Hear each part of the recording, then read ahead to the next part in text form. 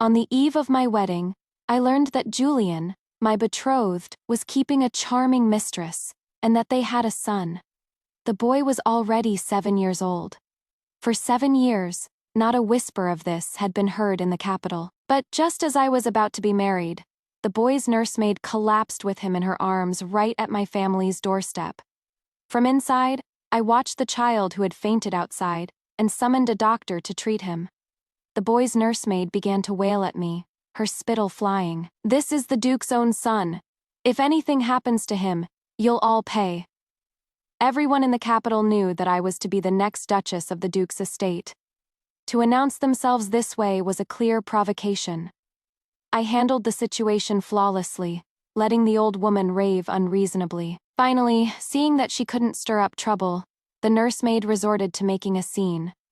She wanted to provoke me into calling the authorities, to escalate the matter. Then, the child's identity would be revealed in a public court, and the reputations of both the Duke's family and my own, the house of the Earl of Anwell, would be ruined.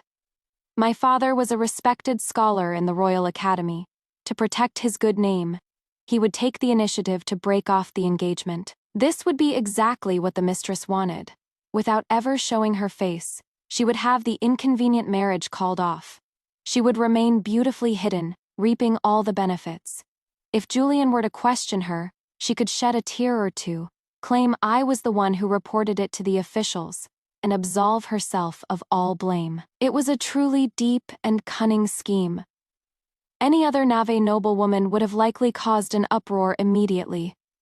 By the time she realized what had happened, her reputation and marriage would be in tatters, leaving her with no future but to live out her days in seclusion. I shouted sternly, "Guards, seize this troublemaking woman, bind her, and take her to the Duke's estate. To dare spread rumors in the street that the Duke has an heir outside of marriage. I'd like to see if the Grand Princess will spare you." Julian's mother was the late emperor's most beloved princess. After the current emperor ascended the throne, she became the one and only Grand Princess. It could be said that there was no woman in the entire capital more noble than she. I had the woman and the child, these two hot potatoes, sent directly to the Duke's estate. Since this was a mess Julian had made by being unable to control himself, it was only natural for his family to clean it up. I wanted no part in such sordid affairs. The old woman screamed and struggled, but a footman silenced her with a hand over her mouth and dragged her away mercilessly. Upon arriving at the estate and meeting the Grand Princess, my servant recounted the origins of the nursemaid and the child exactly as I had instructed. "Your Highness, my lady said that the Duke's reputation is precious and must not be sullied by malicious people. Your Highness is wise and discerning, so I shall not disturb you further." The Grand Princess rewarded him with silver coins and sent back a phoenix hairpin for me, thanking me for upholding the family's honor. Having grown up in the Deep Palace, she had seen every kind of scheme and intrigue. The mistress's motives were no secret to her. Word came from outside. The Duke's estate brought out a corpse, beaten so badly it was bleeding from all 7 orifices. It was the old woman who caused the scene at our door today. Not long after, the child was sent out as well. He had no visible injuries, but he was unconscious. I clutched the magnificent golden phoenix hairpin, its cold touch sending a shiver through me. The Grand Princess still cared about the child. I had sent the woman and the boy over together, partly to use the Grand Princess's hand to discipline the restless mistress, but it was also to gauge her feelings about the child. Now that I knew, I would have a way to handle things in the future. I went to Princess Isabel's estate to watch a play as promised, but there I encountered a strange woman. From the moment I took my seat, her eyes were fixed on me. She was strikingly beautiful and alluring. Though she sat among the daughters of noble families, there was a subtle air of not belonging about her. Her eyes held a flirtatious glint, and her hair was styled in the manner of a married woman. She glided over to my side with a willowy grace, exchanged a few words with the young lady next to me, and they swapped seats. Halfway through the play, she suddenly unfastened the jade pendant from her waist and placed it on the small table between us. With a light touch, she pushed it towards me. "Miss Eleanor," "Surely you recognize this?" she said, a hint of triumph in her eyes. I glanced at it. I did indeed recognize it.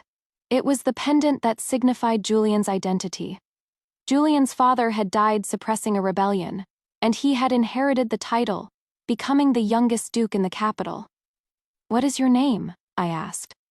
"You may call me Clara," she replied. I looked at Princess Isabel, who averted her gaze, then turned back to Clara. "Since you prevailed upon the princess to lure me here, you must have something to discuss. Let's hear it."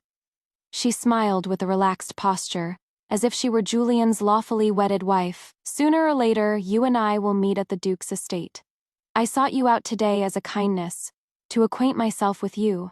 I had only heard the Duke speak of you, but seeing you today, I find you are not as dull as he described." I curved my lips into a smile. Such a crude provocation was almost too tiresome to listen to. I ignored her and focused my attention on the play. Princess Isabel's opera troupe was truly one of the best in the capital. I wondered if the one at the Duke's estate would be even better. Clara's gaze remained on my face, not getting the reaction she wanted. Her eyes darkened. She suddenly lifted a teacup and took a sip. "What is so interesting about this play? I have a story that is far more captivating. Would you care to hear it?" I didn't answer, so she snorted and began on her own. "My father was the great scholar Alistair Vance, once the late emperor's grand tutor. My family was once a centuries-dan old noble house that everyone in the capital sought to curry favor with." I grabbed a handful of melon seeds from the table and nodded. "Oh, the Vance family that was executed for treason? Didn't your father collaborate with the enemy? Not only that, but he also trafficked grain and delayed military intelligence, causing countless soldiers to starve. He certainly deserved to die." I shook my head as I looked at her. Her face instantly turned ashen. "Did I say something wrong?" I asked innocently. She laughed, choked with anger. "Julian and I were childhood sweethearts. He was my fiancé after my family's tragedy. The engagement was dissolved, but his heart has always been with me. He hasn't married all these years for my sake. This time, if you hadn't saved his life, how could a daughter from a mere earl's house ever hope to marry into a ducal family? He feels only a debt of gratitude to you, not love. You stole my marriage." What a tedious conversation. I tossed the melon seeds back into the dish. One of them bounced up and accidentally hit her face. "You stole my marriage, and now you dare to strike me!" she exclaimed in fury. "My dear lady," I advised her patiently, "no matter how humble an earl's house may be, it is still better than your situation. Even if I cannot be the Duchess, do you think you could? One must know one's place. Since you have borne a son for the Duke's family, you may become a concubine in the future. If you behave yourself, you could enjoy a very comfortable old age." I had said my piece. If she listened to my words, I would be willing to let her live peacefully in the Duke's estate. It was just a matter of a few words. If she ignored my advice and rushed headlong to her death, there was nothing I could do for her besides prepare a decent coffin. "What gives you the right to be so arrogant, marrying a man who doesn't love you?" I sighed.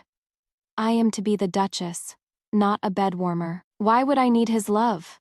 I will be his lawfully wedded wife. I only need him to respect me." She bit her lip so hard it turned white, her eyes gradually reddening, but she couldn't say another word. She knew that Julian did respect me. Even the wild geese for the betrothal gifts. He had hunted them himself. On holidays and festivals, he would visit my parents with the utmost reverence, never putting on the airs of a duke marriage. After all, isn't always about mutual affection. To be able to treat each other with courtesy and mutual respect is already the best one can hope for. Clara wiped away her tears and said hatefully, "Eleanor, I will not let you get away with this. If it weren't for you, my nursemaid wouldn't have died. Whether you admit it or not, you owe me a life." Watching her leave with her head held high, I felt only pity for her. Then again, the pitiable often have their hateful side. When I left Princess Isabel's estate, she saw me off, looking uncomfortable. I took her hand and smiled gently. "The Duke is your cousin. When I marry him, I will be your sister Zan-in-Zan-Law, and my son will be your nephew. He will inherit the title of Marquis and one day toast to you. His lineage will be pure, not the offspring of some disgraced traitor." Princess Isabel's face went pale. Realizing my meaning, she immediately apologized. "I was thoughtless today. I will be sure to visit and make amends in the future." The next day, Clara went to Princess Isabel's estate to amuse herself as usual, but was stopped at the gate by the guards. Furious, she stood outside cursing my name. Her tirade was eventually overheard by Julian, who reprimanded her harshly. On the day of the Chixi festival, Julian and I were married. Just after we had completed the ceremony, Clara rushed in from outside with the child. Her face streaked with tears as she knelt at my feet. She begged me to accept her concubine's tea and grant her a place to live. She wept so pitifully, her lashes wet and her face flushed. A truly heart-wrenching sight. Beside me, Julian's hand holding the wedding sash, tensed. Though he cheered her, a flicker of pity crossed his eyes. "Who let you in? Get out!" After leaving Princess Isabel's estate, I had investigated their past. They were a well-matched pair, a scholar and a beauty. But fate is fickle. A noble lady fallen into disgrace could no longer be part of a harmonious love story, and I had become an unwelcome complication. She banged her head on the floor so forcefully that her white forehead was scraped raw, dotting the stone tiles with specks of blood. Strands of hair fell across her cheeks, making her look both pitiable and alluring. "Enough." Julian pulled the kneeling Clara to her feet. "What are you trying to do?" Clara wiped her tears. "My lord, even if you do not care for me, you should care for our son. If I am not given a proper title, how can Leo ever enroll in school?" She knelt before me again. "I beg the lady of the house to accept this concubine's tea." The guests watched the unfolding drama with great interest. My mother, Zan-in-Zan-Law, the Grand Princess, suffered a relapse of her old illness and fainted from anger. The scene devolved into chaos.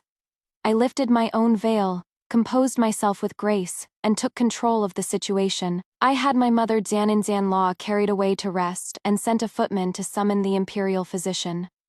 Julian was stunned. Watching his mother being carried away, his face paled, a look of confusion and guilt in his eyes. He opened his mouth to speak, but fell silent. Then angrily flung Clara's hand away. "What is the meaning of this?" Not wanting them to continue this embarrassing spectacle, I ordered someone to bring the concubine's tea, much to Clara's surprise. "Let there be witnesses," I said, glancing at the surrounding guests before turning my gaze to Clara with a faint, unreadable smile, inviting her to kneel and serve the tea. She had assumed that as a high Danborn lady, I would never endure such humiliation, and would surely call off the wedding.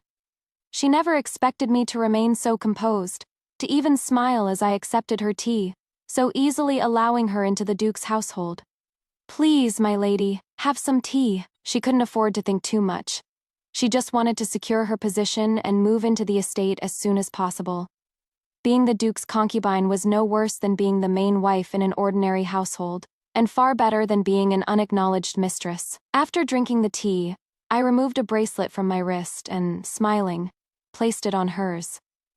The old Duke passed away early, and the family is small, with my husband as the only heir.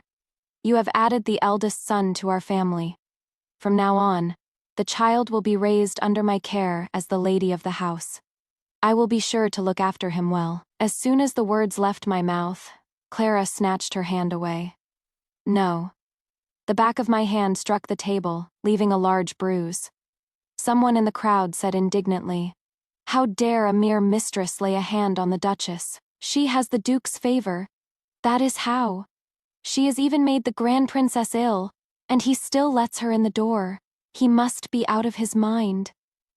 Julian's pale face froze. He chided her. "Clara, do not be rude." Clara hid the fury and panic in her eyes, turning to me with a tearful apology. "I'm sorry, my lady. Leo is too young. It is better if I raise him myself." I clutched my bruised hand. "I am doing this for Leo's own good. He is a boy. and will have to take the imperial examinations one day. Being officially registered under my name will only benefit him. My eyes met Julian's. Clara tearfully grabbed his hand. My lord, Leo is still so young. He cannot be without his mother. For the first time, Julian did not yield to her. Instead, he sided with me. Leo will be registered under the Duchess's name. Someone, help the young madam to her quarters to rest. Clara stopped crying, looking at him in disbelief. She bit her lip as tears streamed down her face, and allowed herself to be led away. In her final glance back, there was clear resentment. She had entered the Courtesans' Guild at the age of 7. Without her parents' guidance, she didn't understand the intricate ways of the great houses. She had been a registered courtesan. Although Julian had gone to great lengths to secure her a respectable identity, those years in the guild could not be erased. It was a stain she could never wash away. It was also a lifelong stain on Leo. A mother's status can elevate her son, but a son can also be shamed because of his mother. Only by being registered under my name could Leo's future be slightly smoother. Unfortunately, Clara did not understand these strategic maneuvers. Her world revolved around love and affection. She would only think that Julian's heart had changed, that he no longer loved her. I smiled, raised a cup of wine, and addressed the guests. Due to the wedding preparations, my mother Dananzan-Law has been working tirelessly and has fallen ill. If our hospitality has been lacking in any way, I, Eleanor, offer my sincerest apologies. I looked at Julian.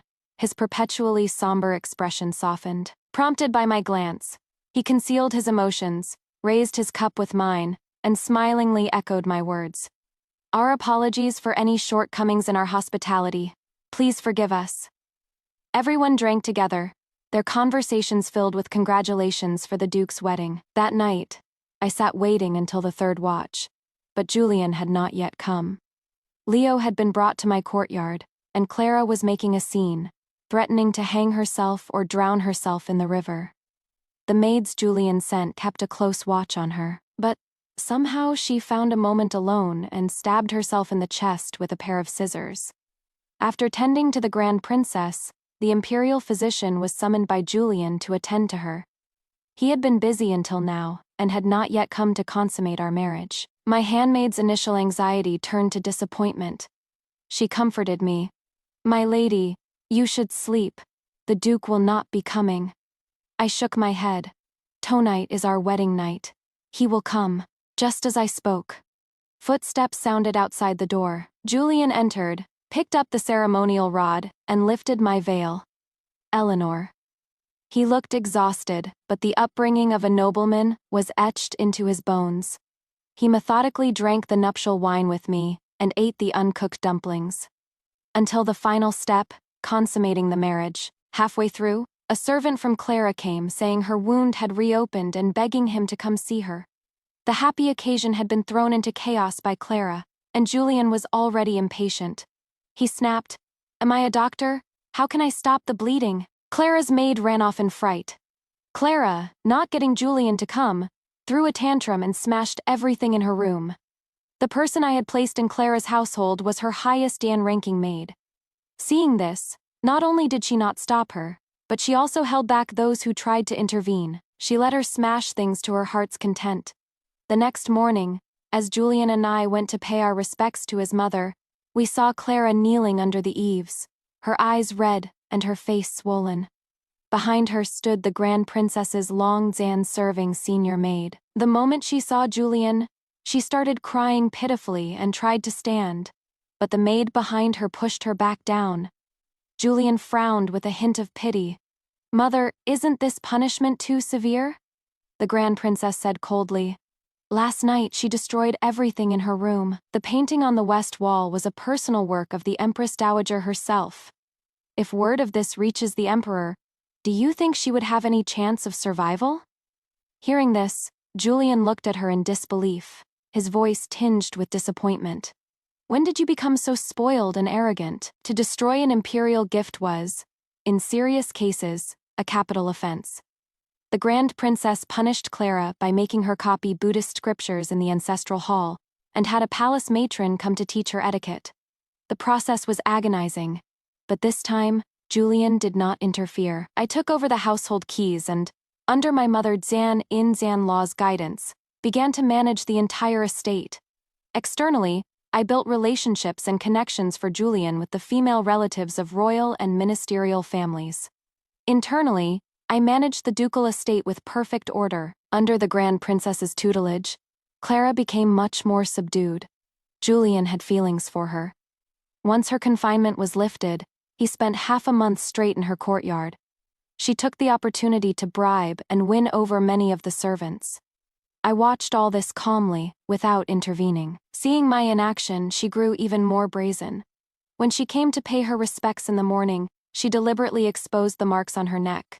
She smiled and said, "I keep telling the Duke to go see you, sister, but he just refuses. He insists on spending every night with me." Just then, Julian returned from court. He was carrying a box of pastries from a famous shop, followed by the imperial physician. "To spite me," Clara cooed. "My lord." Julian acknowledged her with a nod, then walked to my side, opened the box of pastries, and took a newly bought hairpin from his sleeve, placing it in my hair. "It suits you perfectly," he said, his face alight with a smile. The imperial physician behind him chuckled. "The Duke and Duchess are truly a harmonious and loving couple." Julian smiled. "Thank you for your trouble, doctor. Please check my wife's pulse again." Clara's teeth were clenched. "I wonder what illness my lady has. If it is serious, I am willing to take over the household management in her stead." Julian frowned and whispered a rebuke. "Don't speak nonsense," she pouted and huffed. After taking my pulse, the physician beamed. "It is stable. It is stable. I can now report back to the Empress Dowager. The Duchess is expecting twins.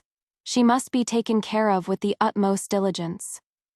Julian was stunned for a moment, then overwhelmed with joy, tears welling in his eyes. He ordered a servant. "Quick! Go tell my mother the good news." Clara was left with a deathly pale face, her fingers gripping the armrest so tightly that her lips were bitten and bleeding. Only then did she realize how ridiculous her daily taunts for the past half-dan month had been. The moment the Grand Princess stepped into the room, her smiling eyes hardened. She snapped at Clara. "What is this disgraceful attire? You are an embarrassment. Get out and change your clothes this instant." Clara left in tears. After that day, I replaced all the servants in the household who had openly or secretly sided with Clara over the past month.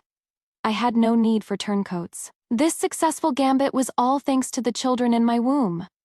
Clara complained to Julian, but on the matter of wife versus concubine, he was firm. "Managing the household is the duty of the main wife. You are not to interfere." Clara cried in frustration and resorted to her usual theatrics, saying she wanted to see Leo. I had not restricted her access to Leo, but the Grand Princess despised her behavior and forbade her from seeing him, lest she corrupt the child. During this time, Leo was being raised by me. Apart from a slightly difficult temperament, the boy was fine. Perhaps he took after Julian. He had little interest in books, but was very keen on riding and archery. Clara's constant crying wore Julian down. He felt sorry for her and finally spoke to his mother on her behalf. At first, the Grand Princess was so angry she overturned a table. "He is your own son. What kind of creature is that concubine of yours? Every time Leo sees her, it is a vexation. She can't teach the child anything good. But she is his birth mother. How can we not let them see each other?" At the dinner table, whenever this topic arose, the mother and son would part on bad terms. Clara pressed hard, and I don't know what method Julian used, but he persuaded his mother to allow Clara to see Leo once every 10 days. Leo was thrilled to hear he would see his mother that day. I had a maid add an extra layer of clothing for him before sending him out. He left in high spirits but returned looking dejected. He wouldn't speak when I asked him what was wrong. I grew suspicious and summoned Leo's nursemaid, bribing her with silver. The next day, she reported to me that Leo had woken up in the middle of the night, gone to the locust tree in the courtyard, and buried something. I had it retrieved and was shocked to find it was a voodoo doll, with my name written on it. She was cursing my unborn children to die. I gritted my teeth and gave a cold smile. I replaced the paper on the doll, imitating Clara's handwriting and writing down the Grand Princess's birth date and time. I had learned medicine from my grandfather since I was a child. Hearing that my mother Daninzan Law had been sleeping poorly, I personally prepared a nourishing soup for her. The soup was meant to aid sleep, but when combined with the medicinal fragrance from the sachet at my waist, it would cause confusion. For several days, the Grand Princess was drowsy and muddled. At this very time, the Empress in the palace was holding a grand Taoist ceremony, and many Taoist priests came down from the mountains into the capital. Coincidentally, a blind, wandering Taoist came to the Duke's estate asking for water. My mother Daninzan Law was a believer in such things, and quickly invited him in and treated him with great hospitality. After drinking the water, the Taoist shook his head at her and said, "Your time is short. The root of your misfortune is buried under the locust tree in the southwest of your estate." With that, he vanished out the door. The southwest direction was where my chambers were.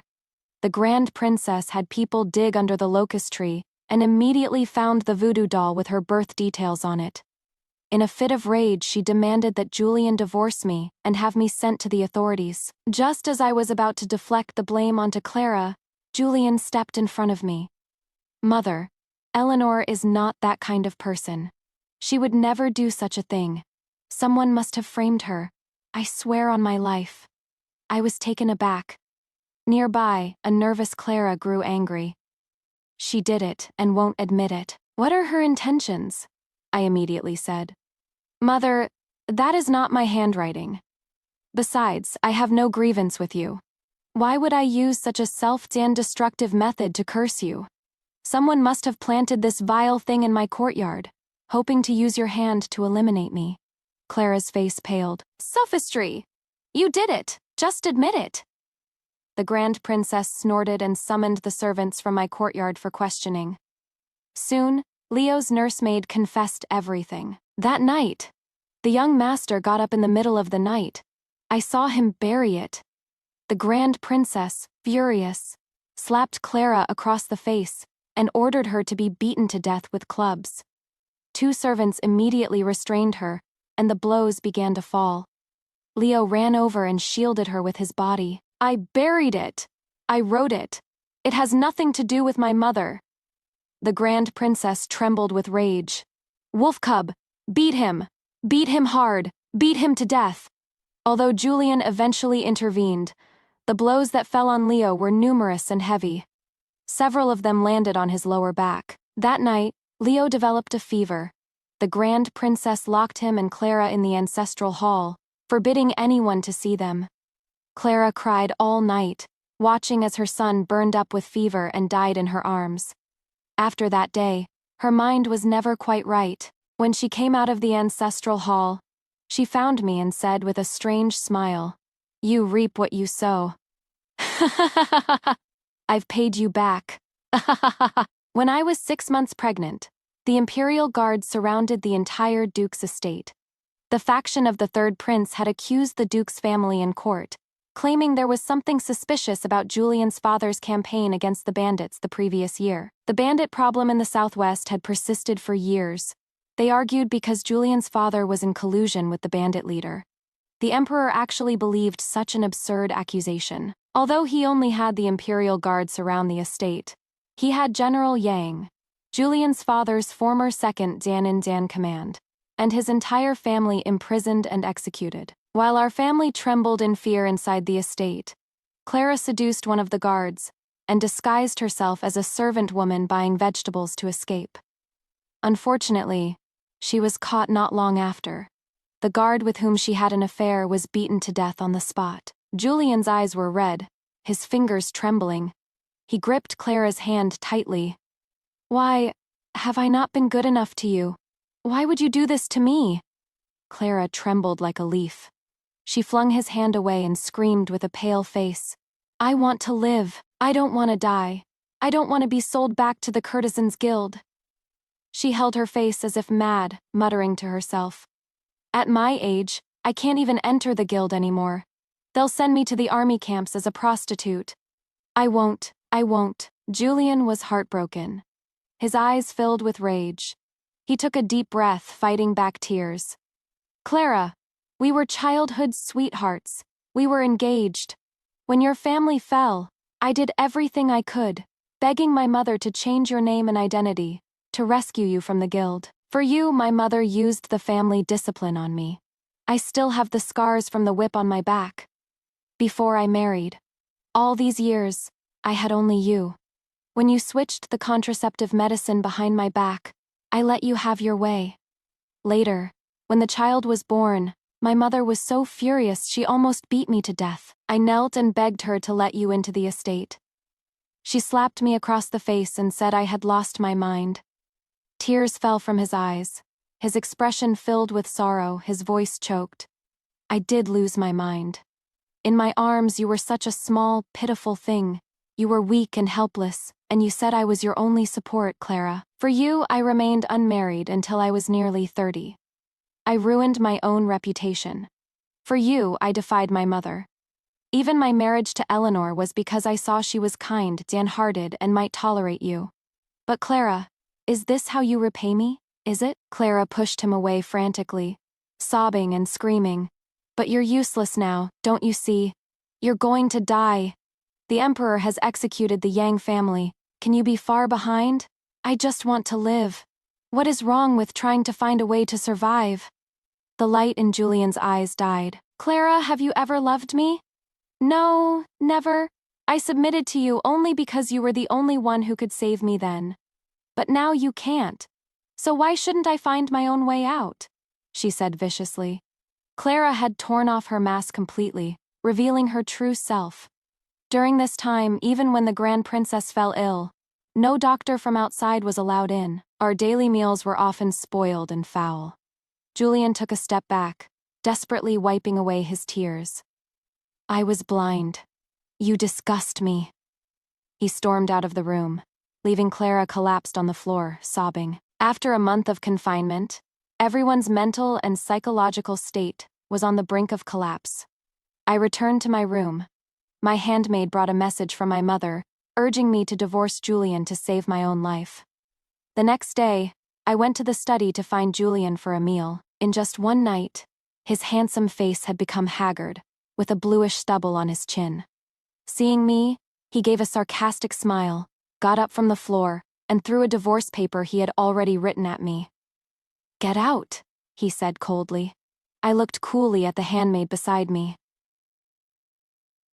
She avoided my eyes. My lady, I'm doing this for your own good.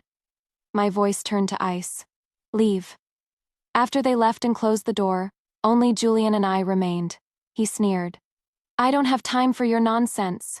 Get out now. All women are the same. Get out. I walked towards him expressionlessly, raised my hand, and slapped him hard across the face. His head snapped to the side.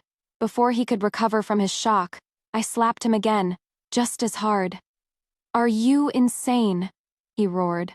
I slowly tore the divorce paper in my hands to shreds. Julian, you are of royal blood. Your father was a renowned general, and your mother is a grand princess with her own troops and fiefdom. And you were a young hero, a top military scholar with numerous victories to your name. Are you just going to watch yourself waste away because of a woman? I took his hand and placed it on my belly. Inside here are your own flesh and blood. Your children. Do you want me to tell them one day that their father was a coward who ran from his problems? His eyes instantly turned red, and tears fell as he whispered my name. Eleanor. I squeezed his hand. Julian, you cannot lose faith in your father. He spent his life on horseback. He died fighting bandits. He was innocent, I said, word by word. Your father, the old duke, was a man of integrity. His voice trembled. But the Emperor doesn't believe it. Then make him believe. It is a desperate fight. Instead of waiting to die like this, it is better to— I took the sword hanging on the wall and placed it in his hand. The bandit problem in the southwest is severe. The reason the emperor is moving against the ducal estate now is partly because the third prince's faction is relentlessly targeting you. You hold military power but have not sided with him. So naturally, he wants to suppress you and seize your forces. Furthermore, the private army and fiefdom your mother holds were granted by the late emperor. There are even rumors that the late emperor considered naming her the crown princess. If you can get an audience with the emperor, you must offer to return your mother's private army and lands. Additionally, you must request to lead the campaign against the bandits. No one else at court is willing to go on this suicide mission. You must go. It is your only way out. You have soldiers under your command, and the Southwest is an ancient battlefield. Those bandits are skilled warriors. If you could conscript them. My meaning was clear. When cornered, one could raise an army and fight for one's life. Julian, I am your lawfully wedded wife. You must fight to secure a good future for me and for our children. He looked up, his slumped shoulders straightening, his eyes glistening with tears. All right. Julian tried many ways to see the emperor, but all failed, which was within my expectations. Just as he was at his wit's end, the grand princess hanged herself. In the letter she left, she told Julian to carry her body to the palace to see the emperor. No one would dare stop him. Julian cried until he fainted. I looked at my mother Dian in Zanlaw's body, my eyes devoid of joy or sorrow. This was the outcome I had foreseen. From the beginning, only the grand princess's suicide would grant him an audience. The gates of the ducal estate were opened. Julian did as I said, surrendering the grand princess's private army and lands, and requested to lead the campaign to pacify the Southwest and clear his father's name. The emperor, as expected, agreed. Kneeling outside the throne hall, he begged for a single favor for me. Your Majesty, my wife is with child. I implore you, for the sake of our kinship, to take good care of her. With the grand princess dead, the emperor naturally agreed to everything. Julian had no time to say goodbye to me. He sent a letter. I am old friends with imperial physician Zhang. He will prepare a potion to end the pregnancy for you. If I die, you must remarry. All the wealth of the ducal estate will be your dowry. If I return alive, we can have as many children as you want. Be good, Eleanor. Behind the letter was another divorce decree. I sat on the swing, basking in the sun, holding the letter, my mind blissfully empty. My mother came, calling me a fool and crying, asking why I didn't leave. I laughed softly, looking helplessly at my naive mother. Mother, even if the emperor disliked the grand princess, she was still his sister. They were family. He may not have cared about his own sister's life, but he will certainly care about the imperial family's reputation. If I were to divorce Julian and leave at a time like this, do you think the emperor would spare me? He would only see me as a woman who could not share in hardship. Even for the sake of the royal family's honor, he would have me poisoned immediately. The entire house of Anwell would be implicated because of me. Julian and I were husband and wife. But more than that, we were partners in a shared interest. We rise and fall together. I stared at the divorce paper in my hand, lost in thought. Will he win? My mother asked, hugging me and crying. Of course he will. He went to the battlefield at 14. He is the ever and victorious young general. He will definitely win. Regardless of Julian's private morals, I had to admit he was indeed an invincible young general.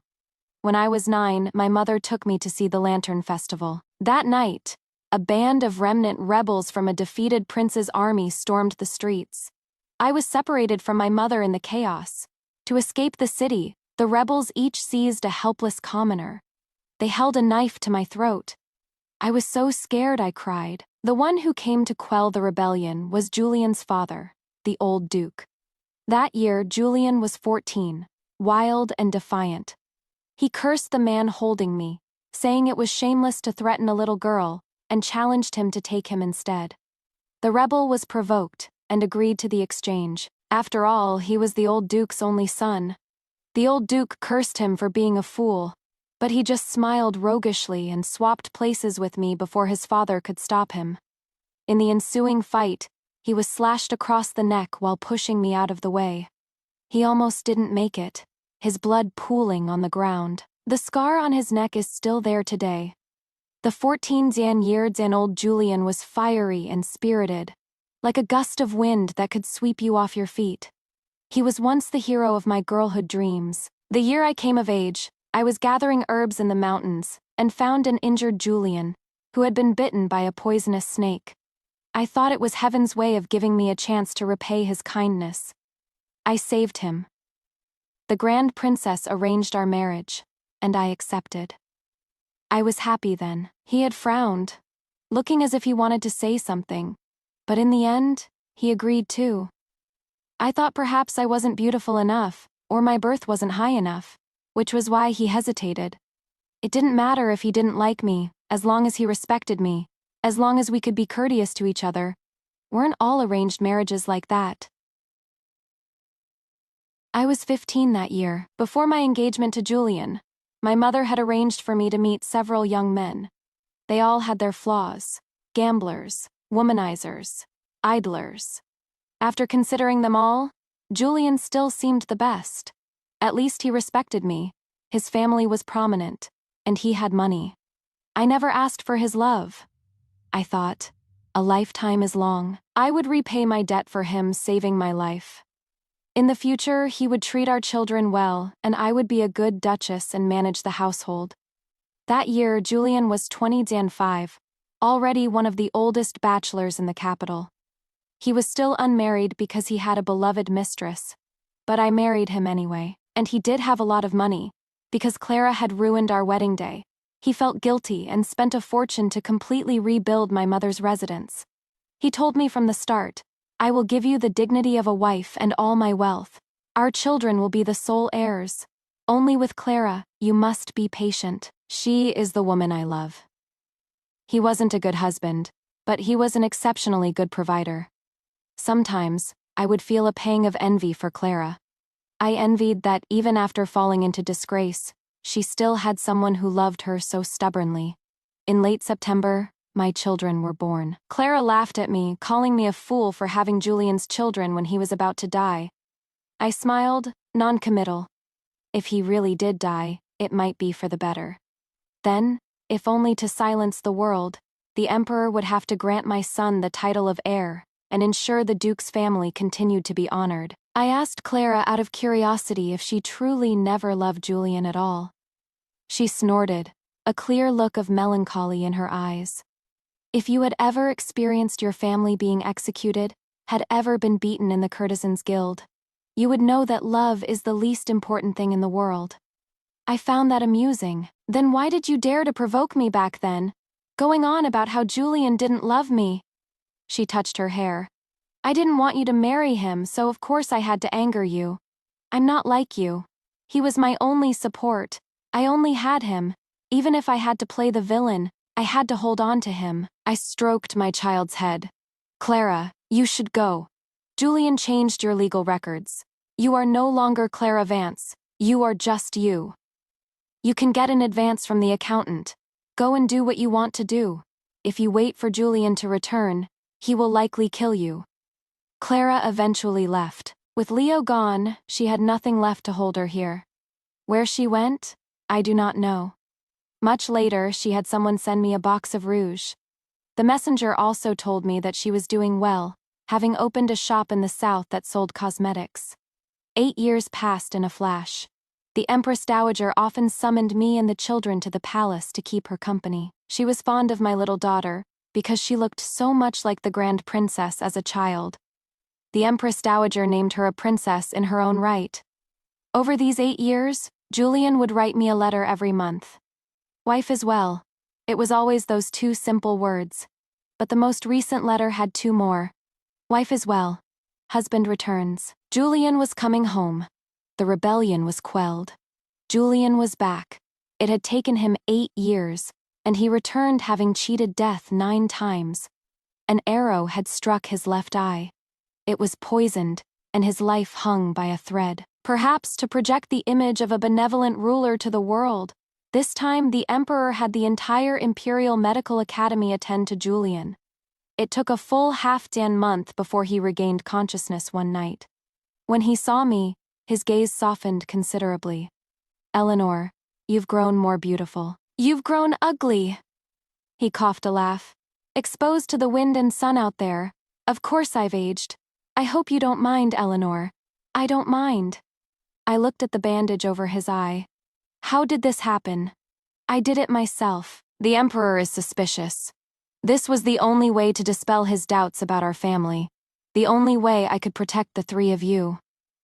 I said nothing. The doctors had said he was a hair's breadth away from never waking up again. He had originally intended to die. "Eleanor?" "Yes? I'm sorry." "What are you sorry for?" He lowered his eyes. "I have lived an upright life. The only person I have wronged is you." I shook my head. No. In truth, he had not wronged me. I, too, had my own ambitions.